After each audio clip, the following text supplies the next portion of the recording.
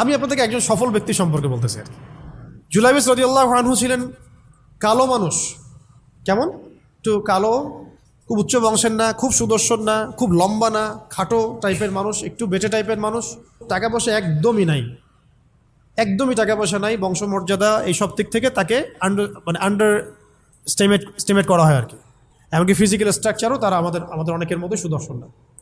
তার অবস্থা কেমন? নবী সাল্লাল্লাহু আলাইহি ওয়াসাল্লামের সাহাবীরা অন্য হাদিস থেকে বলেছেন যে নবী সাল্লাল্লাহু আলাইহি ওয়াসাল্লাম মসজিদে যেতেন, মদিনায় মসজিদ নববীতে যেতেন, রাস্তার পাশে তিনি পড়ে থাকতেন।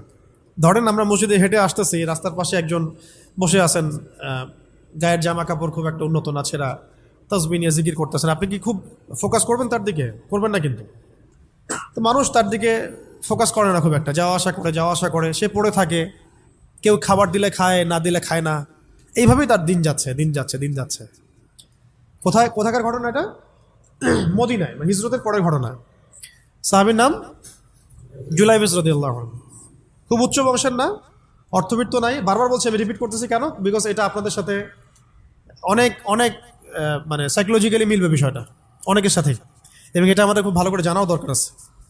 তো একদিন নবী সাল্লাল্লাহু আলাইহি ওয়াসাল্লাম তাকে বললেন যাওয়ার সময়, হে জুলাইবিস তুমি কি বিয়ে করবা? খুব মজার আলোচনা না এটা আমাদের কাছে, অনেকের কাছেই। হে জুলাইবিস তুমি কি বিয়ে করবা না? প্রশ্নটা এরকম ছিল, হে জুলাইবিস তুমি কি বিয়ে করবা না? তুমি তো আকাশ থেকে পড়লেন, ইয়া রাসূলুল্লাহ আমাকে কে বিয়ে করবে? আমার না আছে চেহারা সুরত, না আছে আমার বংশমর্যাদা, না অর্থবিত্ত, আমি কিভাবে বিয়ে করবো? কে মেয়ে দিবে আমাকে? কে আমাকে মেয়ে দিবে? তো ওদিন নবী সাল্লাল্লাহু আলাইহি ওয়াসাল্লাম চলে গেলেন, কিছু বললেন না। পরের দিন আবার বললেন, ইয়া জুলাইবিস আলা তাতাযাওয়াজ তুমি কি বিয়ে করবা না? একই উত্তর, ইয়া রাসূলুল্লাহ আপনি গতকালকে এক কথা বললেন, আবার বলতেছেন বিয়ে করবেন, আমাকে কে বিয়ে করবে? তৃতীয় দিন নবী সাল্লাল্লাহু আলাইহি ওয়াসাল্লাম আবার বললেন, আলা তাতাযাওয়াজ ইয়া জুলাইবিস তুমি কি বিয়ে করবা না হে জুলাইবিস? তিনি এবার বলছেন, আপনি কি আমার সাথে রসিকতা করতেছেন? আমাকে কে বিয়ে করবে?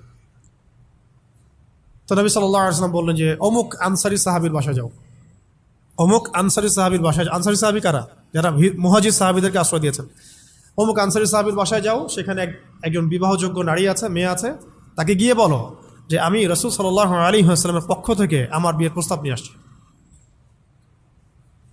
তিনি গেলেন, যাওয়ার পরে বললেন যে আমাকে প্রস্তাব সহ পাঠানো হয়েছে। মেয়ের বাবা আর মায়ের রিয়াকশন ছিল অনেকটা সাধারণত যা হয় তেমন আর কি। তুমি বিয়ের প্রস্তাব নিয়ে আসছো, তুমি কি খাওয়াবা মেয়েকে? কোথায় রাখবা? তোমার তো নিজের কোনো থাকার জায়গা নাই। প্রশ্ন কিন্তু যৌক্তিক কি? আমি মেন তো বাবা, আমিও তো এই প্রশ্নই করবো নাকি? প্রশ্ন করবেন না? আপনার মেয়ে থাকলে এভাবে প্রশ্ন করবেন তো আপনি। তো তারাও সেই প্রশ্ন করলেন, এমনকি এক পর্যায়ে রিফিউজ করে দেওয়া হলো, না এটা পসিবল হবে না। এই কথাগুলো, কনভারসেশনগুলো ভিতর থেকে শুনছিলেন সেই মেয়ে নিজেই, আনসারী সাহাবী, মদিনার আনসারী মেয়েরা কিন্তু অনেক সুদর্শন তৎকালীন সময় কাছে, উচ্চ বংশের সুদর্শন, খুবই এলেমওয়ালা হতেন তারা, হিপস ক্ষমতা খুব থাকতো, খুবই জজবাওয়ালা, মানে জিহাদের মাঠে একদম যুদ্ধও করেছেন তারা, একদম নবী সাল্লাল্লাহু আলাইহি ওয়াসাল্লামের আশেপাশে ছিলেন। উহুদের সময় একজন আনসারী সাহাবী ছিলেন, মহিলা সাহাবী, উম্মে আমারা তীর ছুঁড়েছেন নবী সাল্লাল্লাহু আলাইহি ওয়াসাল্লামের পাশে। তো ওনারা কিন্তু খুবই গায়রতওয়ালা মানুষ। তিনি বলছেন, হে আমার বাবা মা, এই প্রস্তাব কে পাঠিয়েছে? নবী সাল্লাল্লাহু আলাইহি ওয়াসাল্লাম।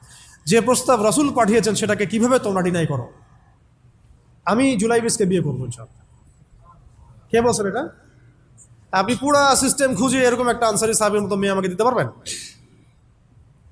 ইল্লা মাশাআল্লাহ, হইতে পারে ইল্লা মাশাআল্লাহ। তো ওই মেয়ে নারী সাহাবী, তিনি রাজি হলেন। এবার শোনেন, এবার বিয়েও হলো, মাশাআল্লাহ, বাসর হলো, এবং সকালবেলা আওয়াজ হচ্ছে, মদিনার চারপাশে এলান হচ্ছে যে হে মুসলিমরা সবাই বের হও, ইহুদিদের সাথে যুদ্ধে আমাদেরকে খায়বারে যেতে হবে। ইহুদিদের সাথে যুদ্ধে আমাদেরকে খায়বার আক্রমণ করতে হবে। নবী সাল্লাল্লাহু আলাইহি ওয়াসাল্লাম তোমাদেরকে আদেশ করেছেন। এটা কিন্তু হুদাইবিয়া সন্ধির পরের ঘটনা। আর ইহুদিদের সাথে আমাদের বেশ কয়েকটা যুদ্ধ হয়েছে, বনু কুরাইজার সাথে, বনু কাইনুকার সাথে, বনু নাজিরের সাথে, এবং ফাইনালি খায়বারে এদের সাথে।